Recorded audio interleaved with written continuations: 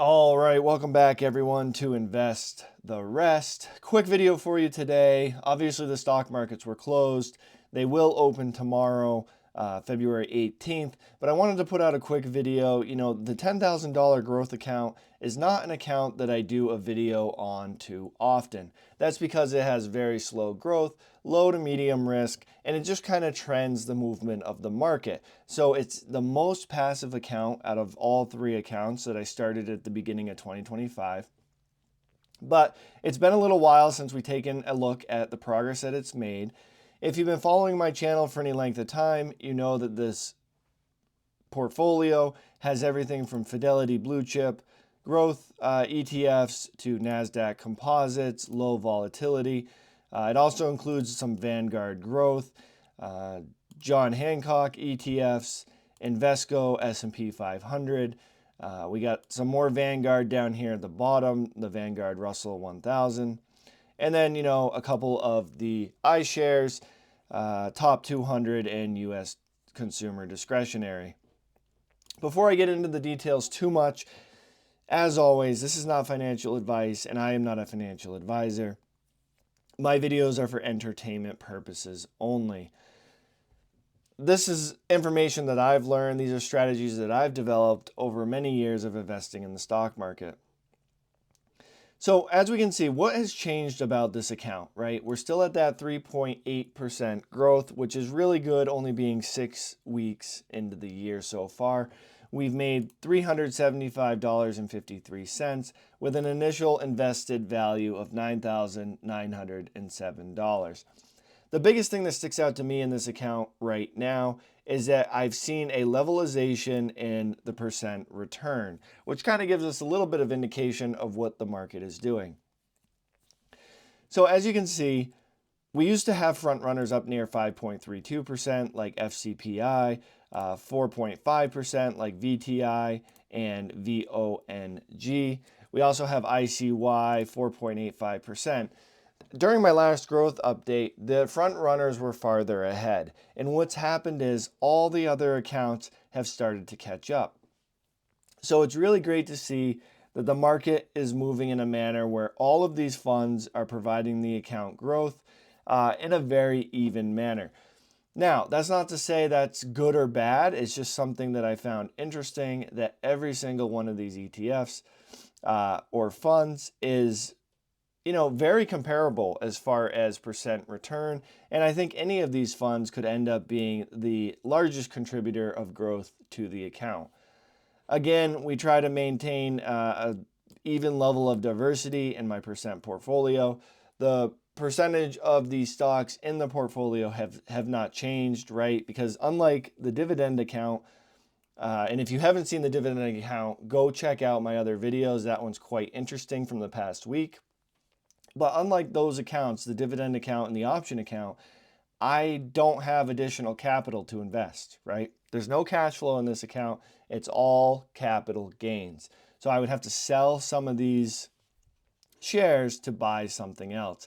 I'm not getting an influx of cash into this account on a weekly or monthly basis. So the spread of percentage of portfolio, the number of shares that I own, and the number of stocks or funds that are in this portfolio aren't really going to change unless I added more money to this account or used money from one of the other funds, which then that would kind of go against the experiment of starting these three funds and comparing the results against one another.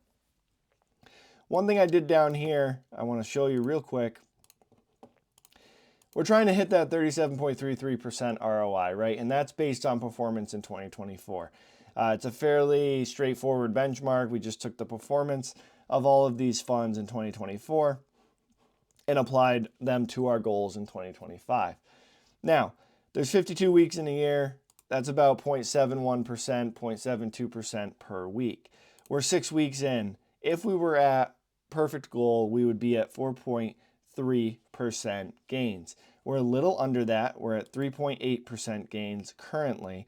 But with an account like this, I think at any given week, this comparison may not be true to the performance or an evaluation of the performance of the account, because we can drop by 2% and then we can increase the next week by 3 or 4%. It all depends on what the overall broader market is doing. But I just wanted to give a little bit of a gauge. We're 6 weeks into the year, heading into week 7. What are the expectations on a very averaged basis? And that would be up near 4.3%. So we're a little behind, but I think the market is working on a uptick. I think I see a lot of strength, and I don't see any. I think it's going to even out a little bit. I think the beginning of 2025 was extremely tumultuous based on the financial data that came out and current events that hit the news. And so I think we'll see a slow rise in this account over the next couple of months. So that's the update for the growth account. Not too much here that has changed. I hope to see it go up into the 4% return this week.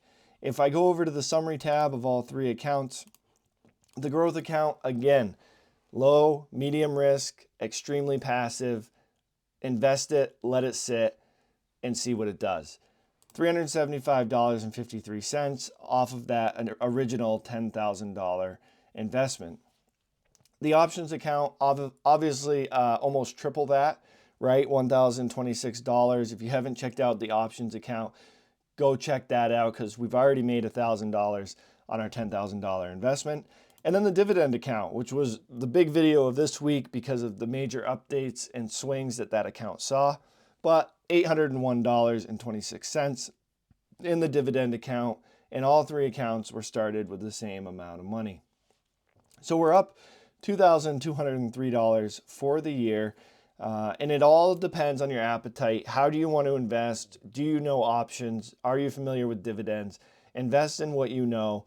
And, maybe you just want to invest and let things sit for the next 40 years and retire with that sum of money. The options account, like I said, is a more active trading strategy.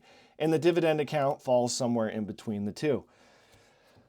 The most important message, guys, whatever strategy you use, maybe it's one of these, maybe it's a different one that you came up with on your own, maybe it's a composite of both. Get your money in the market now. Do something with your extra money, right? Invest the rest, take all discretionary income, get it in the market. Don't wait. Don't be scared. Learn, right? Learn, be confident, get that money in the market. The longer you have it in the market, the more money on the long term, on the average, you will make. So, like I said, quick video. If you found anything valuable, entertaining, throw me a like, a subscribe. You'll be notified of new videos in the future. And a big announcement, actually, as the day of making this video, we just hit 100 subscribers. To some YouTube channels, that's nothing. It's a drop in the bucket. But to me, it's really awesome. I started this out of a passion for investing. And I'm very excited that there's at least that many people that are also interested in it. So 100 subscribers on the channel. We're going to keep pushing. We're going to keep going, putting out great content. So like, subscribe, comment below. Let me know what you liked. Let me know what you didn't like. And as always, everyone, thank you so much for watching. I'll catch you on the next one.